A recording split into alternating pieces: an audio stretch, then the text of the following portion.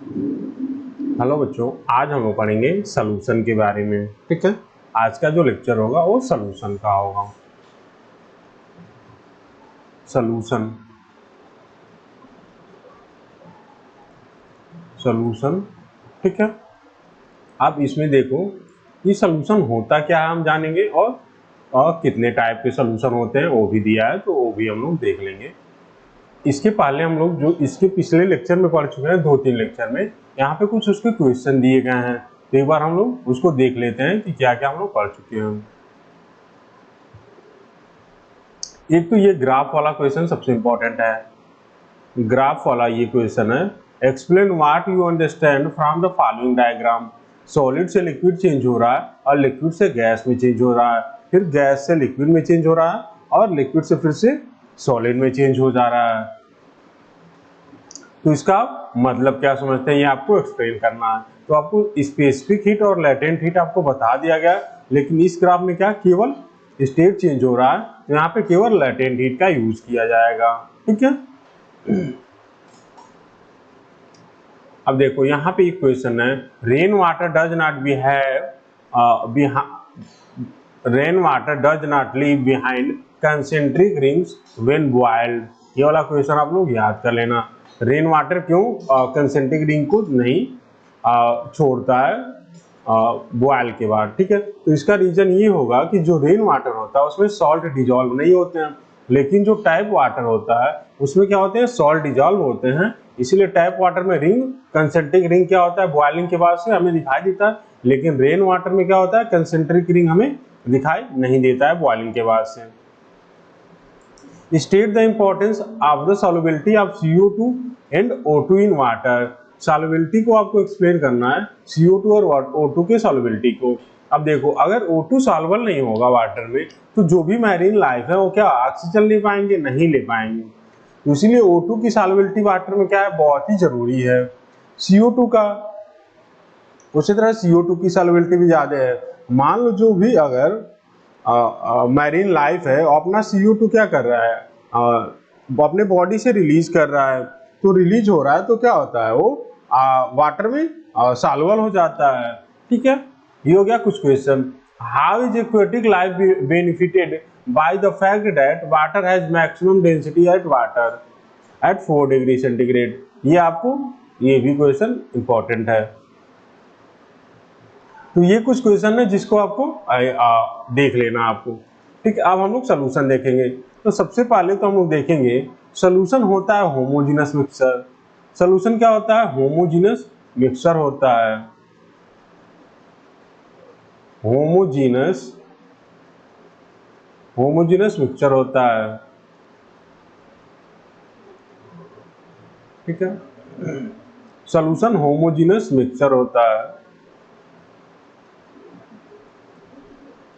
Solution homogeneous mixture होता है।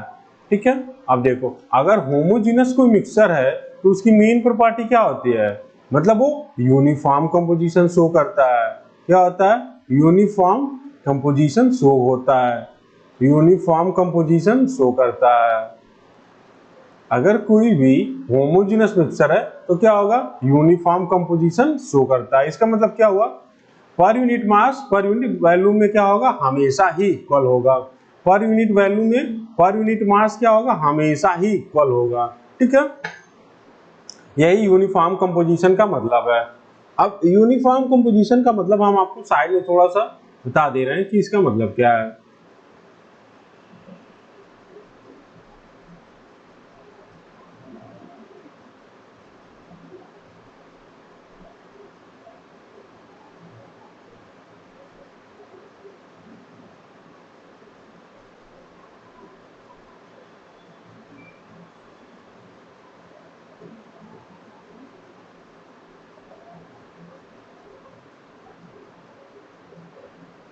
ठीक है, देख लो एक बार, यूनिफॉर्म कंपोजिशन का मतलब क्या है। यूनिफॉर्म कंपोजिशन, यूनिफॉर्म कंपोजिशन का मतलब क्या है। तो हम दोनों सॉल्यूशन आपको एक बार होमोजेनस मिक्सचर और एक बार हेटेरोजेनस मिक्सचर से आपको एक्सप्लेन कर दे रहे हैं। होमोजेनस होमोजीनस मिक्सचर, ठीक है, और heterogeneous mixture, heterogeneous mixture.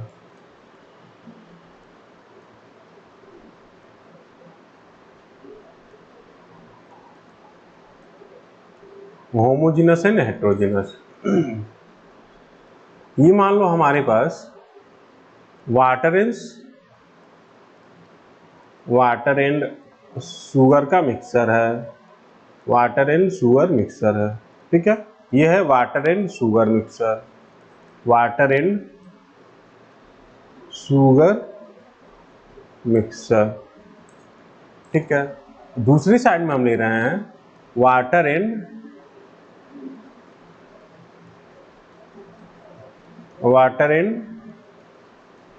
Sand mixture.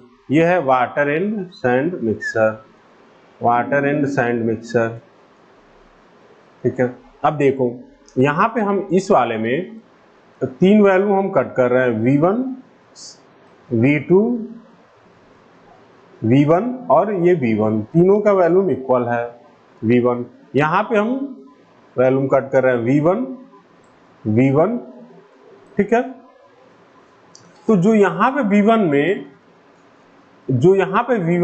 है, अगर V1 में मान लो 10 ग्राम शुगर है एंड 30 ग्राम वाटर है, 30 ग्राम वाटर है, तो V2 में भी क्या होगा, V2 में भी सेम कंपोजिशन होगा, V2 में भी यहाँ इस वाले V1 में भी क्या होगा, सेम कंपोजिशन होगा, और यहाँ भी V1 में सेम कंपोजिशन होगा, ठीक है। लेकिन यहाँ पे हम लोग V1 में देख रहे हैं कि अगर मान लो 30 ग्राम वाटर है, 30 ग्राम वाटर है,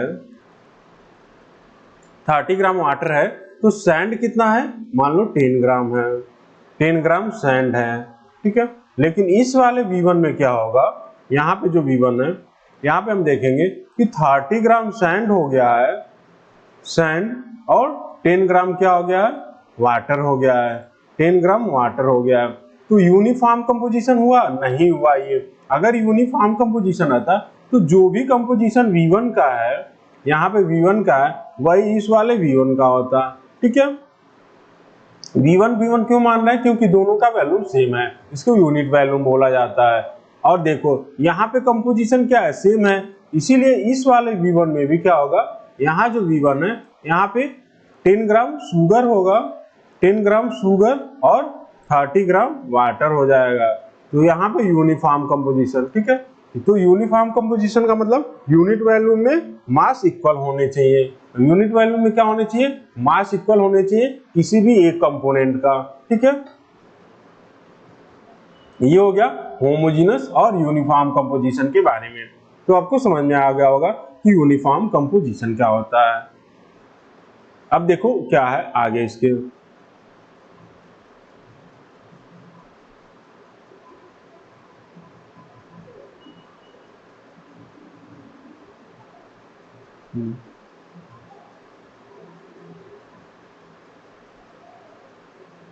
यूनिफॉर्म कंपोजिशन होता है, ठीक है।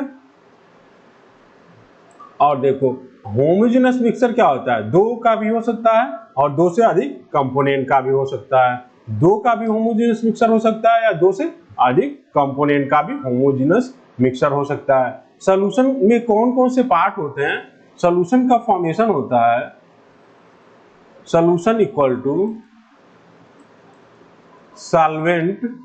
Solvent plus solute. सॉल्यूशन में कौन कौन से कंपोनेंट होते हैं, दो कंपोनेंट होते हैं, एक को हम लोग बोलेंगे सॉल्वेंट और एक को बोलेंगे सॉल्यूट बोल देंगे, ठीक है। ये हो गया सॉल्यूशन का फॉर्मूला।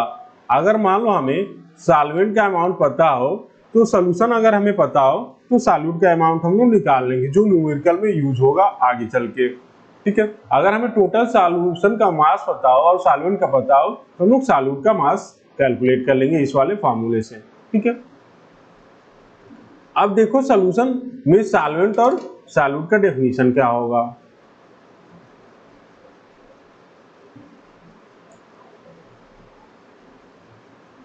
ठीक है, अब देखो सॉल्यूट और सॉल्वेंट हम लोग किसको बोलेंगे। सॉल्वेंट होगा सॉल्वेंट का आप लोग बोल लोगे, सॉल्वेंट बोलेंगे हम लोग, ठीक है। The component the component the component which dissolve which dissolve which dissolve dissolve something dissolve other component dissolve other component,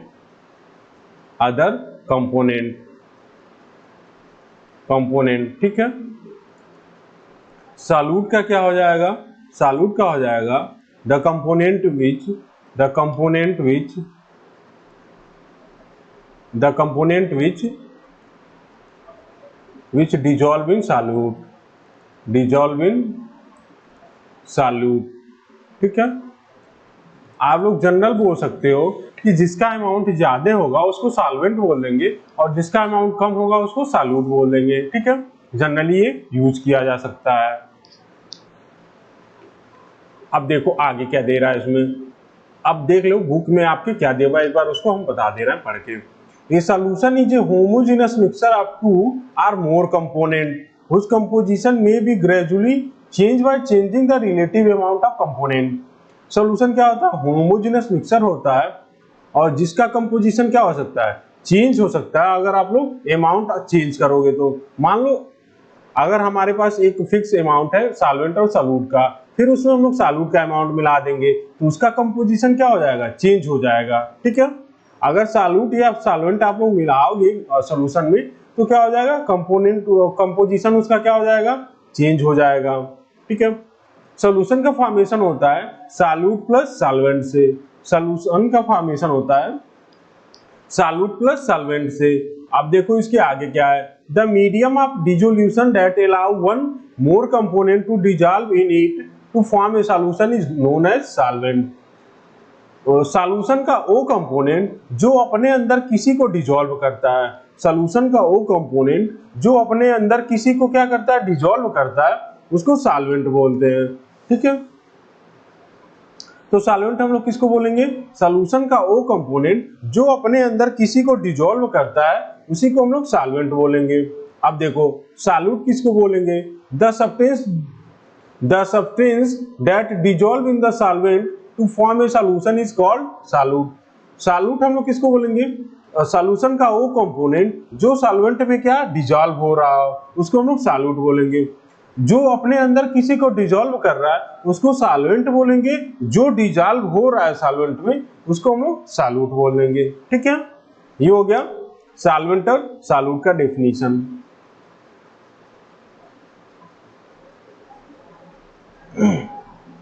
अब देखो बाइनरी सॉल्यूशन और टर्नरी सॉल्यूशन और क्वाटर्नरी सॉल्यूशन। बाइनरी सॉल्यूशन होगा, बाइनरी सॉल्यूशन हम उसको बोलेंगे जहां पे सॉल्यूशन के केवल एक सॉल्वेंट हो और एक सॉल्यूट हो, मतलब दो ही पार्ट हो या फिर दो ही कंपोनेंट हो, ठीक है।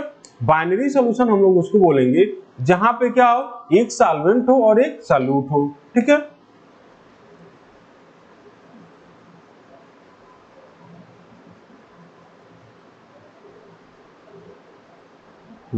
बाइनरी सॉल्यूशन हम लोग किसको बोलेंगे, जहां केवल दो ही कंपोनेंट हो। ये solution which is made up of two component is a binary solution, ठीक है।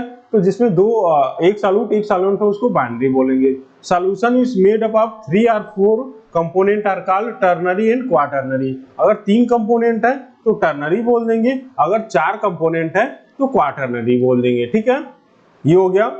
अब हमें यहाँ पे जो पढ़ना है वो केवल बाइनरी सॉल्यूशन के बारे में पढ़ना है, ठीक है। बाइनरी सॉल्यूशन के बारे में पढ़ना है। तो बाइनरी सॉल्यूशन में क्या होगा, एक सॉल्यूट होगा और एक सॉल्वेंट होगा। बाइनरी सॉल्यूशन में क्या होगा,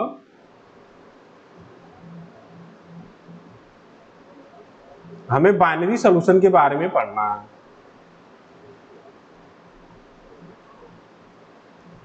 बाइनरी सॉल्यूशन,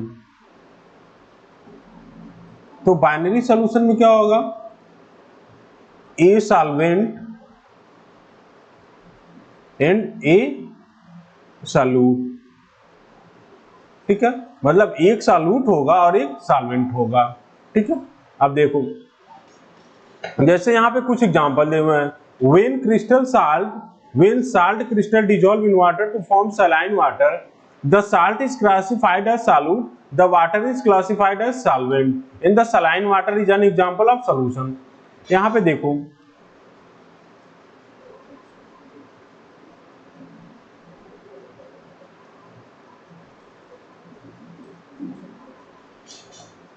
जैसे मान लो हमारे पास ये साल्ट है, ये साल्ट के क्रिस्टल हैं, this is salt crystal,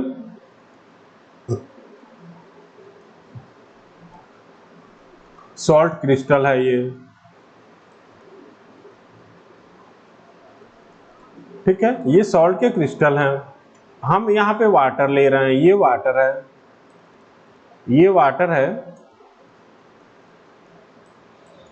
H2O, H2O। तो जो यहाँ पे साल्ट का क्रिस्टल है वो क्या होगा, सॉल्यूट होगा। ठीक है, और ये क्या हो जाएगा, ये सॉल्वेंट हो जाएगा, सॉल्वेंट हो जाएगा।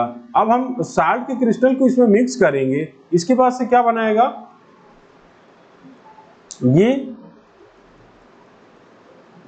सलाइन वाटर बना लेगा, ये सलाइन वाटर का फॉर्मेशन कर लेगा, सलाइन वाटर बनेगा। इसको हम लोग क्या बोल देंगे, इसको सॉल्यूशन बोल देंगे। ठीक है, तो आपको समझ में आ गया होगा कौन सॉल्वेंट होगा कौन सॉल्यूट होगा। यहाँ पे देखो साल्ट के क्रिस्टल क्या हो रहे हैं, वो सॉल्वेंट में डिजॉल्व हो रहे हैं। ठीक है,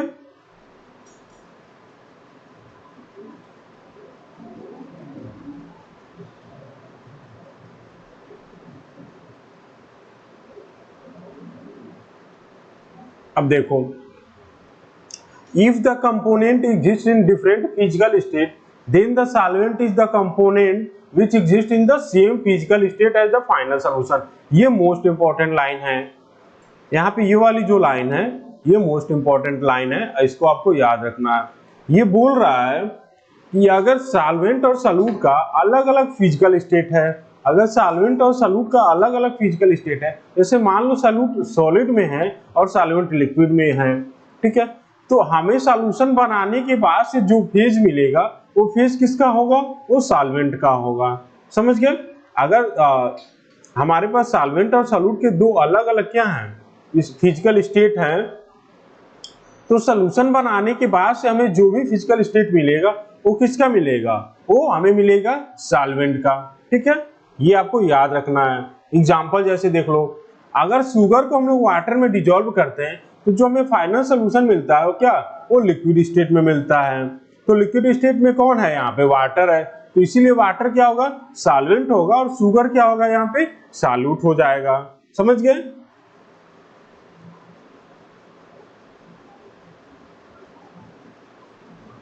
अब देखो एक बार इसको हम लोग थोड़ा रिवीजन कर लेते हैं कि कैसे हो रहा है ये सब चीजें।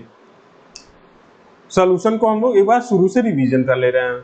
सॉल्यूशन क्या होता है, सॉल्यूशन एक होमोजेनस मिक्सचर होता है जिसमें क्या होता है, यूनिफॉर्म कंपोजिशन होता है। सॉल्यूशन क्या होता है, होमोजेनस मिक्सचर होता है जिसमें क्या होता है, यूनिफॉर्म कंपोजिशन होता है। ठीक है, अगर हमारे पास कोई सॉल्यूशन है, हम उसमें क्या करेंगे, या तो सॉल्वेंट ऐड करेंगे या फिर सॉल्यूट ऐड करेंगे, तो उसका कंपोजिशन क्या होता जाएगा, चेंज होता जाएगा। ठीक है, तो सॉल्यूशन का कंपोजिशन डिपेंड करता है amount of solvent and solute पे। अगर हम अमाउंट बढ़ा देंगे तो कंपोजिशन चेंज होगा, घटा देंगे तो भी चेंज हो जाएगा। ठीक है, सॉल्यूशन का फॉर्मेशन होता है सॉल्यूट प्लस सॉल्वेंट से, सॉल्यूशन का फॉर्मेशन होता है सॉल्यूट प्लस सॉल्वेंट से। अब देखो सॉल्यूट किसको बोलेंगे हम लोग, सॉल्वेंट किसको बोलेंगे, सॉल्वेंट हम लोग उसको बोलेंगे जो अपने अंदर किसी को डिजोल्व कर रहा है, सॉल्यूट किसको बोलेंगे, जो डिजॉल्व हो रहा है। ठीक है, अब देखो सॉल्यूशन दो तीन टाइप के हो सकते हैं, बाइनरी हो सकते हैं, टर्नरी हो सकते हैं और क्वाटरनरी हो सकते हैं। बाइनरी किसको बोलेंगे, जहां पे केवल दो ही कंपोनेंट हो, मतलब एक सॉल्यूट हो और एक सॉल्वेंट हो। और टर्नरी किसको बोलेंगे, जहां पे तीन कंपोनेंट होंगे। क्वाटरनरी किसको बोलेंगे, जहां पे चार कंपोनेंट होंगे। ठीक है, ये हो गया। अब देखो अगर हम साल्ट के क्रिस्टल को वाटर में डिजोल्व करते हैं तो पूरा वाटर क्या हो जाता है, सलाइन हो जाता है। तो साल्ट यहाँ पे क्या है, डिजॉल्व हो रहा है वाटर में, तो जो डिजॉल्व हो रहा है वो क्या होगा, सॉल्यूट होगा, जो डिजॉल्व कर रहा है वो सॉल्वेंट होगा। तो साल्ट सॉल्यूट हो जाएगा और वाटर क्या हो जाएगा, सॉल्वेंट हो जाएगा। समझ गए। अब देखो, अगर हमारे पास सॉल्यूशन बनाते समय सॉल्वेंट और सॉल्यूट के अलग अलग फिजिकल स्टेट हैं, तो जो भी सॉल्यूशन के बाद फिजिकल स्टेट हमें मिलेगा वो किसका फिजिकल स्टेट मिलेगा, वो हमें मिलेगा सॉल्वेंट का। ठीक है, तो हमें केवल एक ही का फिजिकल स्टेट मिलेगा, वो किसका मिलेगा, हमें सॉल्वेंट का फिजिकल स्टेट हमें मिलेगा। समझ गए, ये हो गया। अब देखो इसके आगे क्या दे रहा है, if the two substance are in the same phase, अगर दो सब्सटेंस क्या है, एक ही फेज में है, अगर दो सब्सटेंस क्या है, एक ही फेज में है, तब क्या हो रहा है,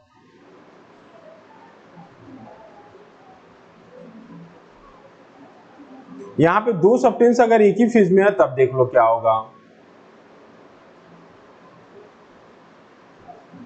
ठीक है, जैसे देख लो, ए सॉल्यूशन में बी फॉर्म्ड बाय मिक्सिंग, एक लिक्विड को दूसरे लिक्विड में हम लोग मिक्स करेंगे तो भी क्या होगा, सॉल्यूशन का फॉर्मेशन करेगा। पहले ऊपर वाली लाइन हम देख लेते हैं, if the two substance are in the same phase the component that is in excess is termed as solvent. अगर हमारे पास सॉल्यूशन बनाते समय सॉल्वेंट और सॉल्यूट का दोनों का क्या हो, सेम फिजिकल स्टेट होगा, तो जो भी एक्सेस में होगा या फिर जिसका अमाउंट ज्यादा होगा उसी को हम लोग क्या मान लेंगे, सॉल्वेंट मान लेंगे। तो समझ गए, अगर हमारे पास सॉल्वेंट और सॉल्यूट का सेम फिजिकल स्टेट है तो जिसका अमाउंट ज्यादा होगा वही क्या हो जाएगा, वो हो जाएगा सॉल्वेंट। ठीक है, अब देखो हम सॉल्यूशन बना सकते हैं एक लिक्विड को दूसरे लिक्विड में मिला के, जैसे वाटर और एल्कोहल का एग्जांपल हो गया, एक लिक्विड को दूसरे लिक्विड में मिला के, जैसे वाटर और एल्कोहल का हो गया। सॉलिड को लिक्विड में मिला के बना सकते हैं, शुगर का सॉल्यूशन हो गया। लिक्विड का गैस में मिला के हम लोग बना सकते हैं सोडा वाटर या फिर कोल्ड ड्रिंक। तो उसमें क्या होता है, हाई प्रेशर पे हम लोग गैस को लिक्विड में डिसॉल्व कर देते हैं। सॉलिड का सॉलिड में बना सकते हैं, जैसे कि क्या हो गया, एलॉय हो गया। एलॉय हो गया, एलॉय क्या है, एलॉय है homogeneous mixture of homogeneous mixture of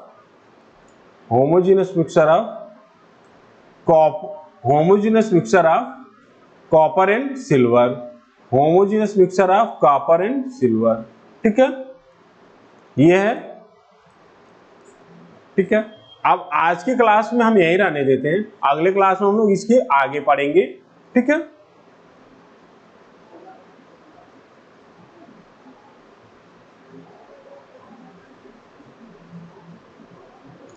अगले क्लास में हम लोग होमोजेनस सॉल्यूशन के बारे में पढ़ेंगे जो दिया हुआ है, और उसके बाद हम लोग सॉल्यूशन का कैरेक्टरिस्टिक पढ़ लेंगे। ठीक है, ओके।